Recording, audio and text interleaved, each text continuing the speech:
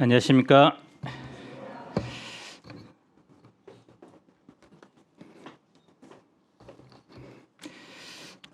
시편 57편 7절 8절을 함께 읽어 봅시다.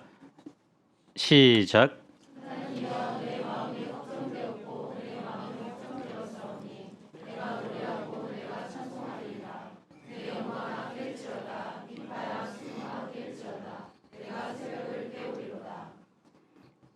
힐링 캠프를 통해 은혜 많이 받으셨나요?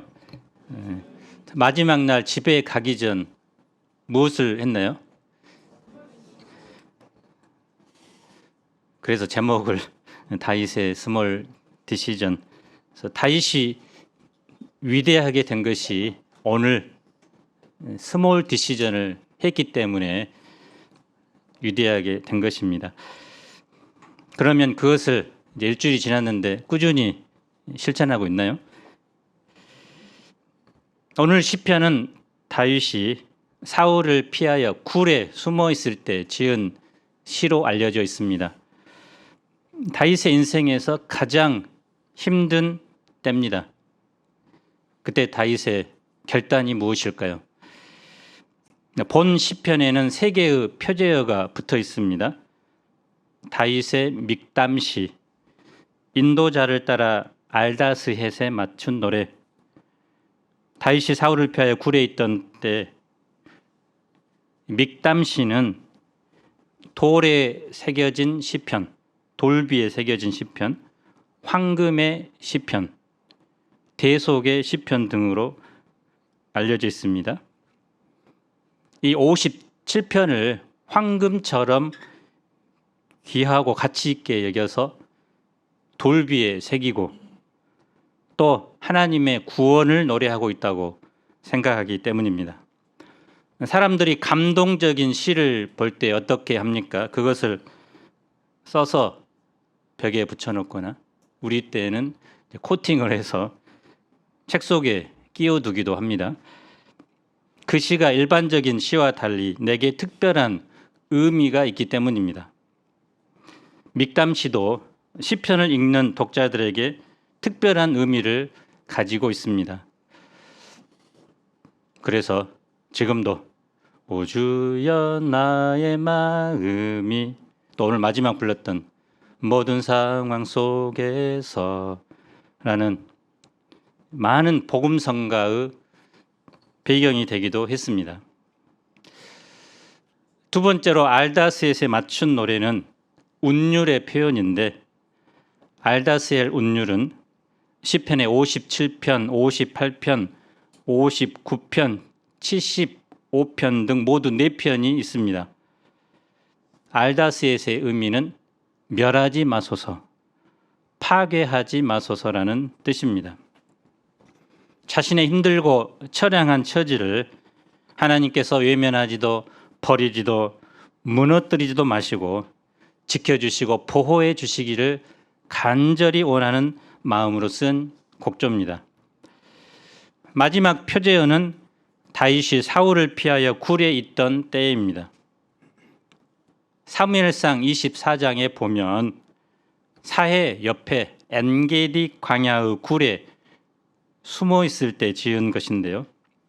이스라엘 왕 초대 왕이 다윗을 죽이려 3,000명을 이끌고 추격합니다. 그리고 사울 왕이 너무 배가 아파서 용변을 보기 위해서 그 많은 굴 중에서 다윗과 그의 부하들이 있는 굴로 들어갑니다.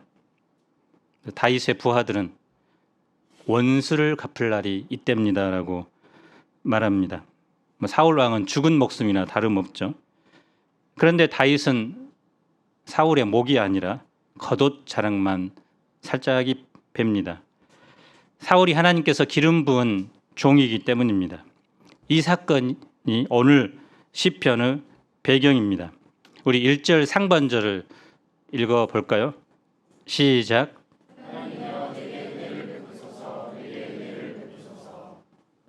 다윗은 하나님이여 내게 은혜를 베푸소서라고 기도로 시작합니다. 그것도 2번 반복합니다. 그만큼 절박하기 때문입니다. 우리도 절박한 순간에 처할 때, 또 아무런 기도도 생각나지 않을 때 다윗처럼 이렇게 짤막하게 기도할 수 있습니다. 내게 은혜를 베푸소서. 이 기도는 신약의 맹인 거지 바디메오가 예수님을 만났을 때 하는 기도입니다. 다윗의 자손 예수여, 나를 불쌍히 여기소서. 은혜를 베푼다라는 말에는 죽음의 두려움에서 건져 달라는 뜻입니다. 나를 좀 살려주세요라는 기도입니다. 또한 내가 할 수 있는 것이 아무것도 없습니다라고 하는 겸손한 기도이기도 합니다. 이 표현은 56편의 첫 구절과 똑같습니다. 그래서 56편, 57편을 다 많이 닮았다고 해서 쌍둥이 시편이라고 부릅니다. 56편은 다윗이 사울왕을 피해서 블레셋 가드로 도망을 갔는데 사람들이 자신을 알아보고 또 자신의 신분이 노출되자 미친 척하면서 성문 앞에서 침을 흘리면서 또 이 성문에 아무렇게나 글자를 끄적이면서 도망해야 했던 그 처량함을 노래한 시편이 56편입니다. 또 57편은 이 엔게디 황무지에 있는 굴에 가서 쓴 서글픔을 노래한 시편입니다. 그래서 이 두 시편은 편안한 집이 아니라 광야에서 살 수밖에 없었던 때를 노래했기 때문에 쌍둥이 시편이라고 불립니다. 그런데 1절 하반절을 우리 읽어봅시다. 시작.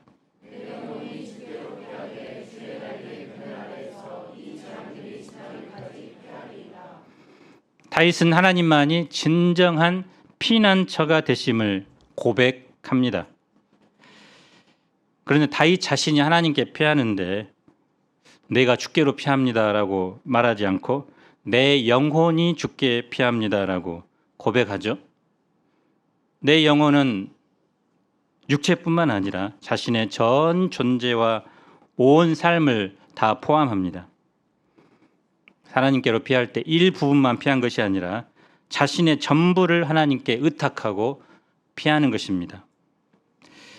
그에게 있어서 가장 안전한 곳은 주님의 날개 그늘이기 때문입니다. 이 날개 그늘을 생각하면 어떤 모습이 상상되나요? 자기 새끼를 날개 아래로 모아서 보호하는 새를 생각나게 합니다. 태풍이 휘몰아칠 때 어느 섬의 큰 바위 틈에서 어미새의 품 안에 누워있는 새끼새가 평안하게 잠자듯이 다윗은 재앙의 폭풍이 지나갈 때까지 주님의 날개 그늘로 피한 것입니다. 다윗이 지금 있는 곳은 동굴이죠. 어둡고 습합니다. 끝이 막혀 있습니다. 막다른 골목과 같습니다. 그 막다른 동굴을 다윗은 절망적으로 보지 않고 하나님의 날개 그늘로 봅니다. 고난 때문에 어쩔 수 없이 피한 동굴이 아니라 하나님의 임재를 맛보는 곳으로 봅니다. 동굴 자체가 변한 것이 아니라 다윗은 그곳에서 자기를 보호하시는 하나님을 경험했기 때문입니다. 하나님을 경험하면 동굴이 자신을 덮는 안전한 이불과 같습니다. 하나님이 계시기만 하면 어디라도 가장 포근하고 안전한 장소가 됩니다. 다윗이 처음부터 하나님께로 피하였을까요? 처음에는 눈에 보이는 사람에게 피했습니다. 제사장 아히멜렉에게로 갑니다. 사울의 갑작스런 분노, 살인 충동에 너무나 다급하고 두려운 나머지 살기 위해 제사장을 찾아갑니다. 그곳에서 거짓말을 하고 진설병을 얻어먹기도 합니다. 그런데 이를 본 에돔 사람 도액의 밀고로 인해 자신이 의탁한 제사장 아히멜렉을 비롯한 85명이 몰살을 당합니다. 다윗은 이제 아예 사울의 권력이 미치지 않는 국외로 탈출합니다. 가드 왕 아기스에게로 갑니다. 가드가 어떤 곳이죠? 성경에 보면 자신이 죽인 거인 골리앗의 고향이죠. 근데 그곳 사람들이 다윗을 알아보죠. 비바람을 피하려다가 태풍을 만난 격입니다. 아까도 이야기했듯이 살기 위해서 침을 흘리면서 미친 척 생사를 건 모노드라마를 합니다. 그는 이를 통해서 어떤 사람도 어떤 땅도 진정한 피난처가 되지 못함을 깨닫게 됩니다. 그리고 주의 날개 그늘이 가장 안전한 피난처임을 봅니다. 2절을 우리 함께 읽어봅시다. 시작.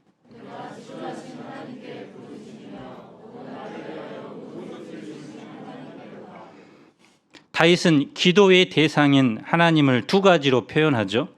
지존하신 하나님, 그리고 모든 것을 이루시는 하나님입니다. 지존하신 하나님은 말 그대로 지극히 높은 분입니다. 온 세상을 창조하고 다스리는 분입니다. 다른 말로 표현하면 만왕의 왕입니다.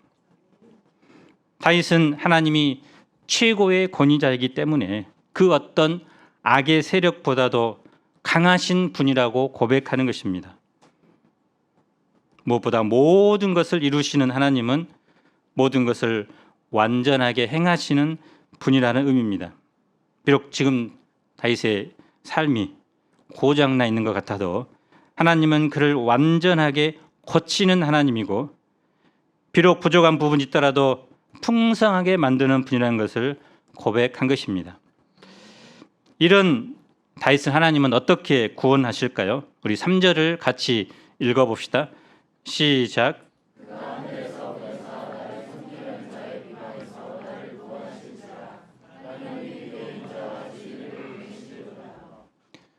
하나님은 하늘에서 인자와 진리를 보냅니다.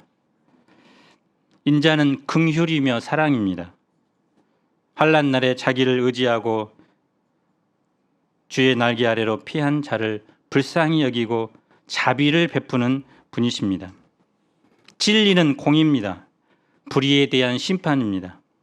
현재 다윗이 쫓기는 것은 다윗이 무슨 죄를 지어서 그런 것이 아닙니다. 다윗은 하나님을 모욕하고 하나님의 백성에게 두려움을 심는 골리앗에게 도전하여 나라와 백성을 구한 영웅입니다. 사울왕도 이것을 인정했습니다. 그래서 그를 군대 장관으로 높였고 사위가 되게 합니다. 그런데 결정적으로 다윗을 미워하게 된 일이 벌어집니다. 전쟁터에서 돌아올 때 이스라엘 여자들이 환호를 하는데 환호의 차이가 극명하게 다릅니다.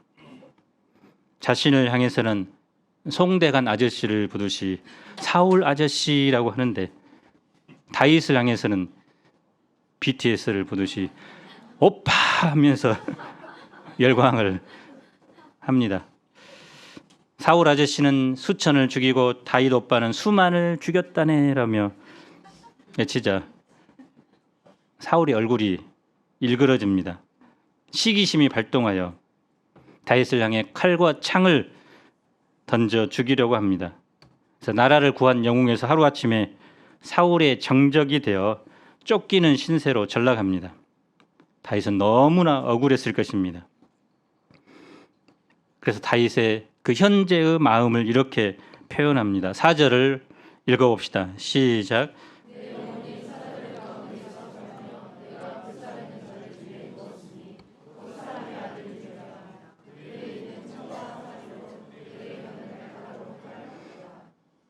사자들이 우글거리는 그 한가운데 서 있다고 생각해 봅시다.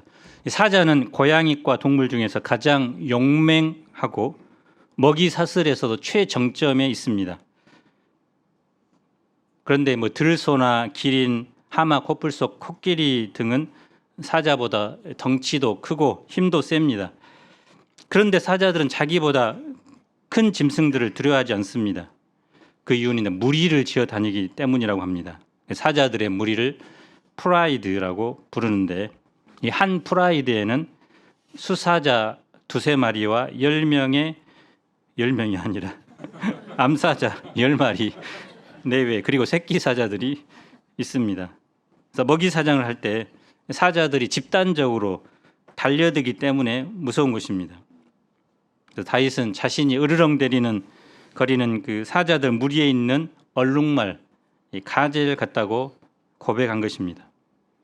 마치 이제 사자굴에 던져진 다니엘을 생각나게 합니다. 또 그는 불사르는 사람들 중에 누워 있다고 합니다. 다니엘 세 친구가 우상 숭배를 거절하자 극렬히 타는 풀무불에 던져진 것을 생각나게 합니다. 원수들의 화살과 칼이 끊임없이 다윗을 겨누고 있습니다. 다윗의 목에 높은 현상금이 걸려 있습니다. 그래서 사울 왕에게 다윗의 목을 가지고 가면 부와 명예를 받게 됩니다. 언제 적군이 쳐들어올지 몰라 밥도 편하게 먹지 못합니다. 함께 지내는 부하들도 언제 밤에 등에 칼을 꽂을지 편하게 자지도 못합니다. 죽음의 위기를 맞이한 말 그대로 다윗의 인생에서 가장 힘든 순간입니다. 위기의 상황에 처하면 사람은 본능적으로 자기 중심적이 됩니다. 그런데 다윗은 이런 위기 속에서 어떻게 반응할까요? 우리 5절을 함께 읽어봅시다. 시작.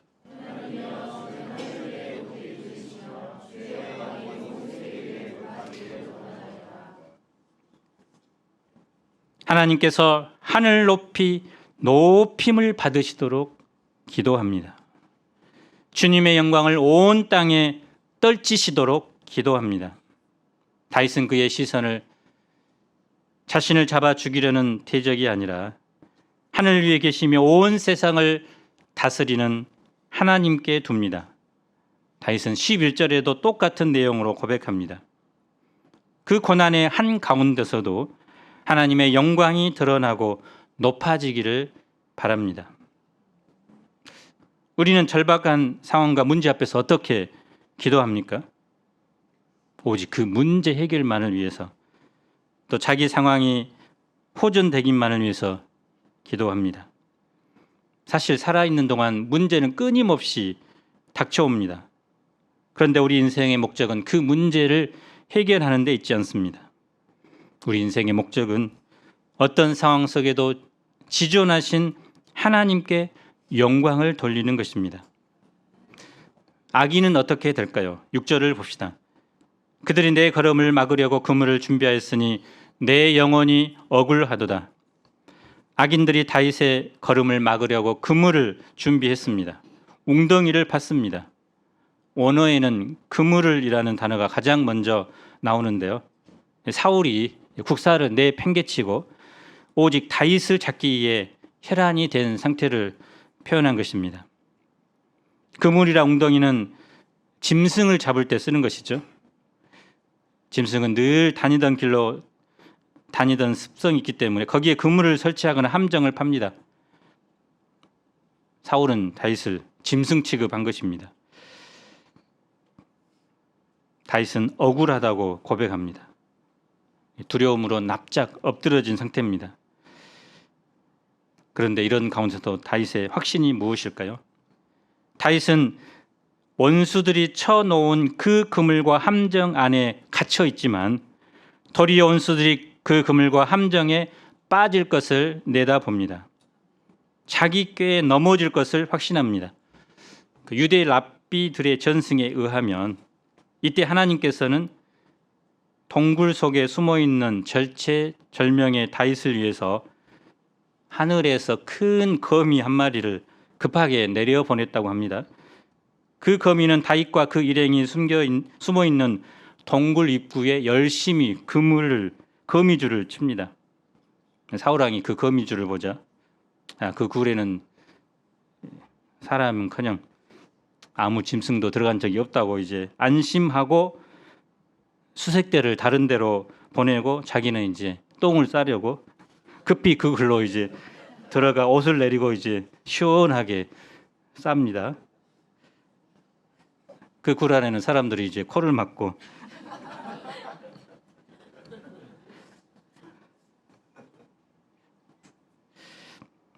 사울은 자기가 파나온 함정에 스스로 빠진 격이 되었습니다. 다윗은 사울을 얼마든지 죽일 수 있었지만 옷자락만 살짝 자릅니다. 그는 사울을 세우신 하나님을 경외하여 그를 죽이지 않습니다. 그 후에 이제 사울이 통곡을 하면서 하나님께서 너를 반드시 왕으로 세우실 것이다. 그때는 이제 자기 가족들을 보호해 주도록 요청하고 이제 다시 돌아갑니다. 다윗은 이러한 체험으로 인해서 그 마음에 하나님의 절대적인 보호와 확신과 감사의 찬양이 넘쳐났습니다. 그래서 감격 속에서 노래한 것입니다. 그들이 내 앞에 웅덩이를 팠으나 자기들이 그 중에 빠졌도다. 그리고 이제 하나님을 만난 다윗의 결단이 무엇일까요? 우리 다 같이 7절을 읽어 봅시다. 시작.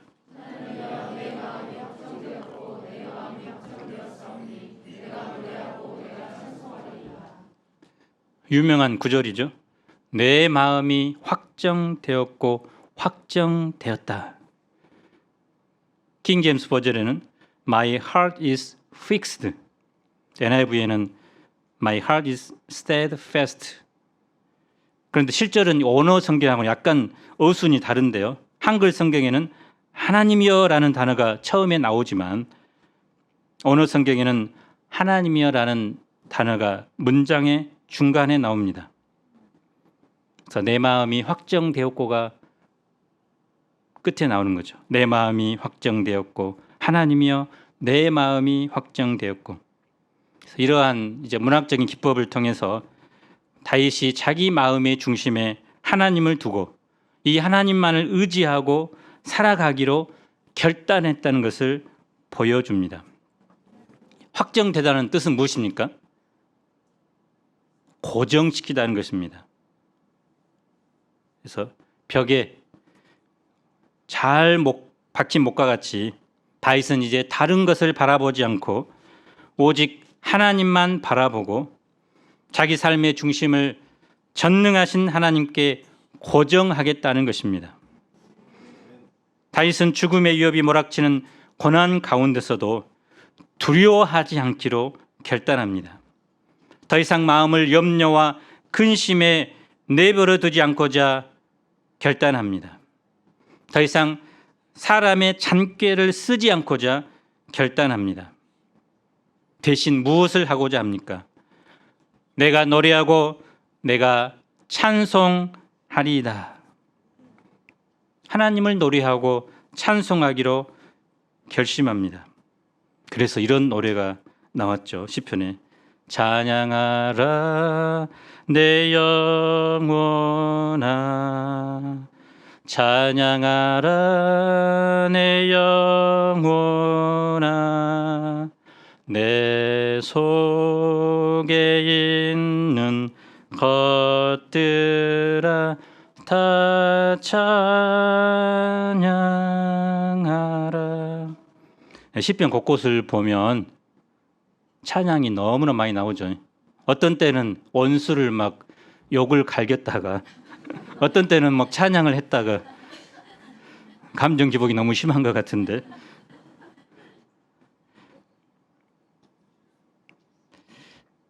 팔절을 보면 입술로만 아니라 갖가지 악기를 동원하여 찬양하겠다고 합니다.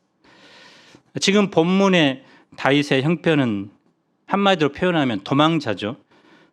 악기 들고 찬양할 때가 아니죠. 불난집에서 만약 피아노를 치고 있다면 사람들이 그를 보고 미쳤다고 하지 않겠습니까? 그가 굴에 숨어 있는 이유가 무엇입니까? 사울과 그의 군사들의 눈과 귀로부터 숨어 지내는 중입니다.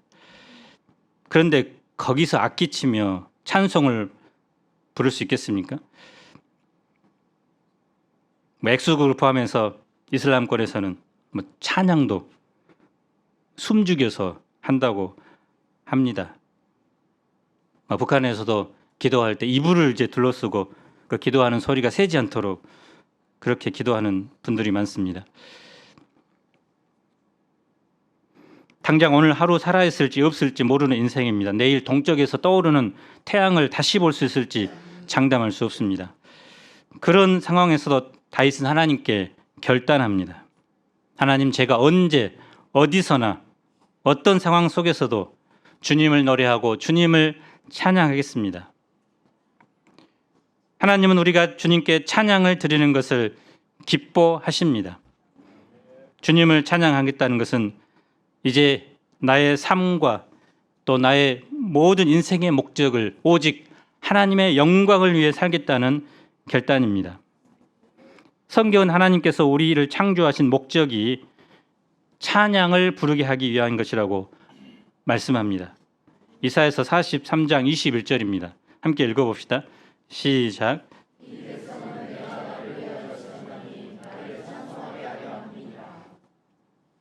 찬양은 하늘 문을 여는 열쇠입니다. 사도행전에도 찬양할 때 쇠사슬이 풀리고 옥문이 열렸습니다. 내 영혼이 찬송할 때 모든 어둠이 물러갑니다. 우리의 영혼이 찬송할 때 사탄의 권세가 떠납니다. 모든 묶임과 얽매임에서 벗어나 자유롭게 됩니다. 그래서 모든 인생의 환난과 시련을 능히 극복할 수 있게 합니다. 다윗은 또 어떤 결심을 할까요? 8절을 읽어봅시다. 시작.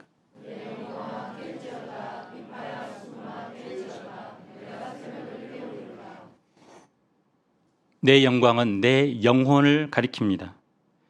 낄쩌다는 말은 일어나라는 뜻이죠. awake라는 말을 3번이나 사용합니다.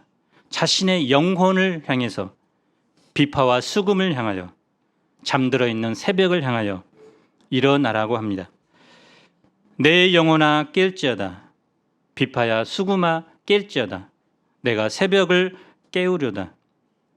그래서 우리의 영혼이 깨어 있지 않으면 결코 찬양할 수 없습니다. 잠자는 새는 노래하지 않습니다. 그 영혼이 죽어 있거나 잠자고 있거나 졸고 있는 자는 찬양할 수 없습니다. 찬양하려면 먼저 우리의 영혼을 깨워야 합니다. 특히 다윗은 내가 새벽을 깨우리라고 결심합니다. 사실 새벽은 깨우는 것이 아니라 저절로 오는 것입니다. 그런데도 깨우겠다고 하는 것은 눈을 뜨고서 새벽을 맞이하겠다는 것입니다.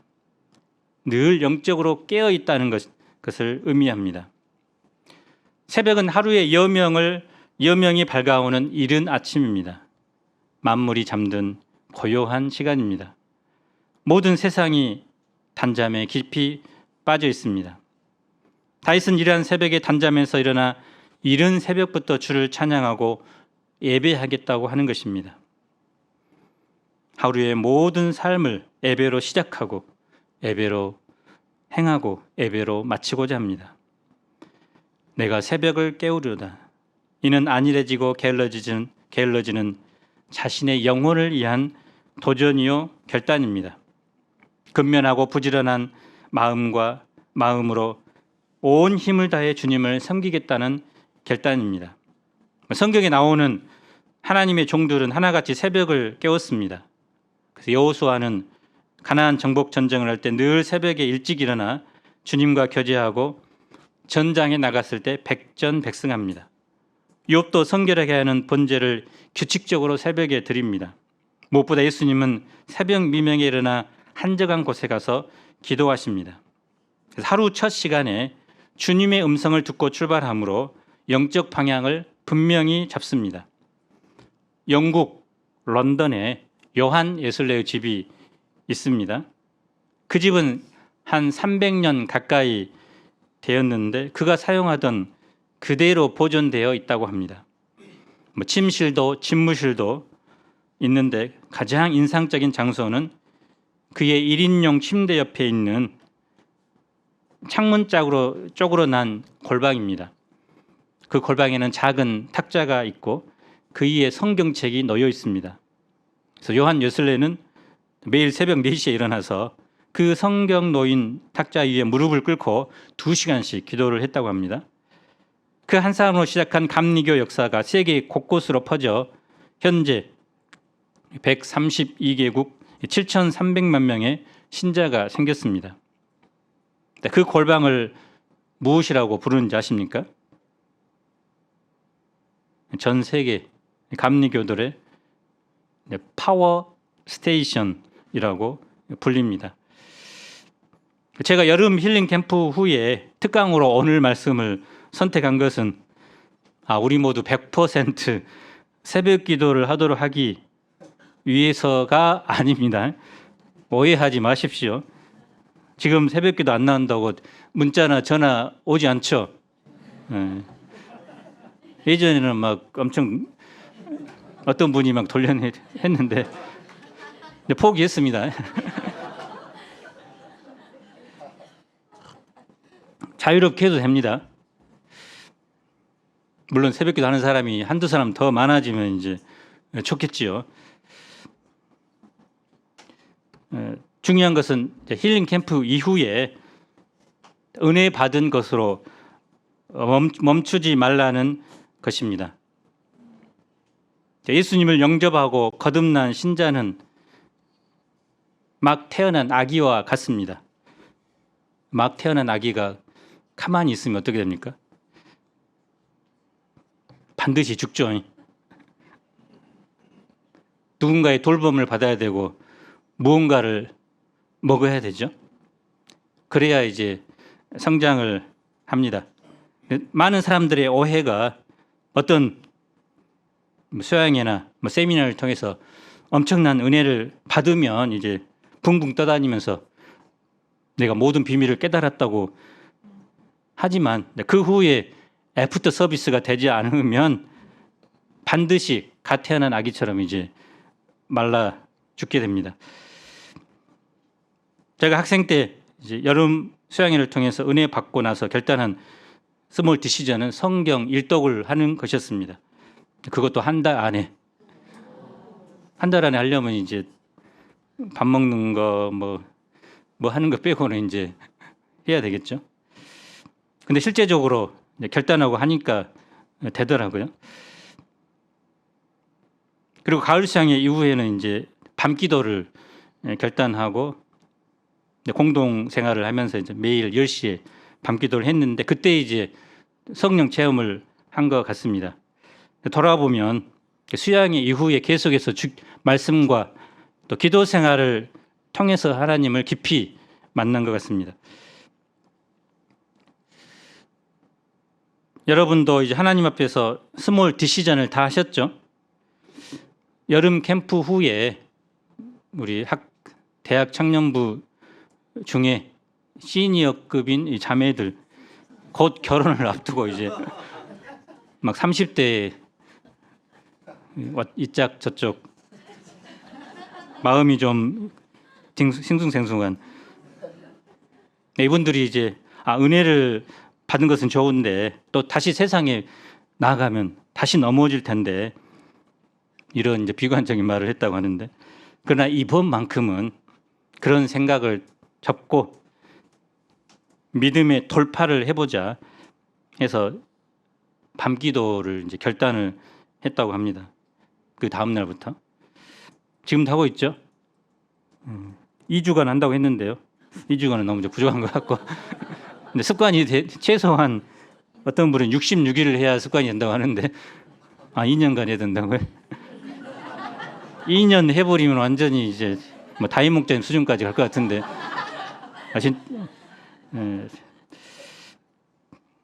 이것을 계기로 한번 꾸준히 해보기 바랍니다.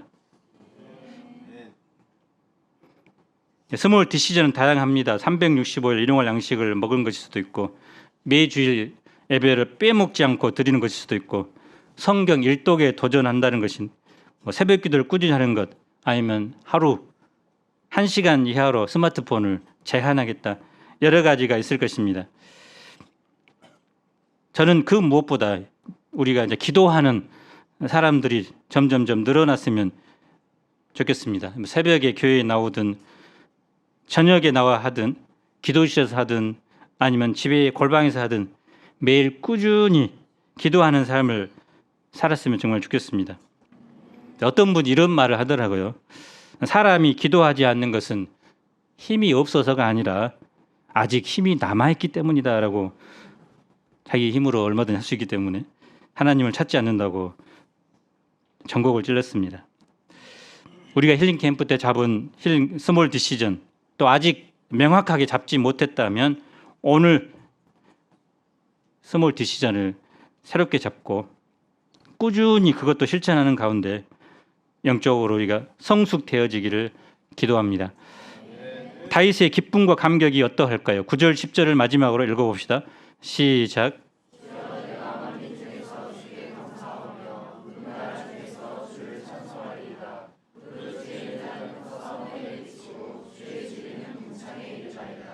결론적으로 다윗은 인생의 가장 힘든 때 하나님 앞에서 분명한 결단을 합니다.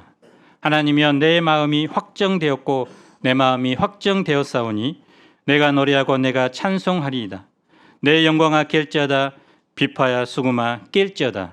내가 새벽을 깨우리로다. 이 결단이 그를 위대하게 만듭니다. 왕이 되어서도 하나님을 찬양하며 기도하는 사람이 됩니다. 이런 다윗을 성경은 하나님의 마음에 합한 자라고 부릅니다.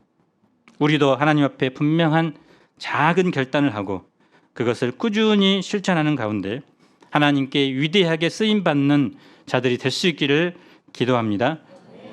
제가 기도하고 마치겠습니다. 하나님 아버지, 다윗은 인생의 가장 어두운 때, 힘든 때 살아계신 하나님을 만나고 가장 안전한 그의 날개 아래 피하였습니다. 그리고 그를 조롱하고 대적하는 원수들이 결국은 자기 꾀에 빠질 것을 내다보았고 무엇보다 이제 상황과 형편을 바라보지 않고 오직 그의 마음, 그의 영혼을 주님께 두고 찬송하며 기도하는 삶을 살고자 결단합니다. 우리도 하나님 앞에 많은 은혜를 받았는데 은혜 받은 것으로 끝나지 않고 이제 우리가 하나님 앞에 분명한 결단을 하고 또 꾸준히 실천하는 가운데 다윗처럼 성숙한 또 하나님께 쓰임받는 종들 되도록 도와주시기를 간절히 기도합니다. 예수님 이름으로 기도합니다. 아멘.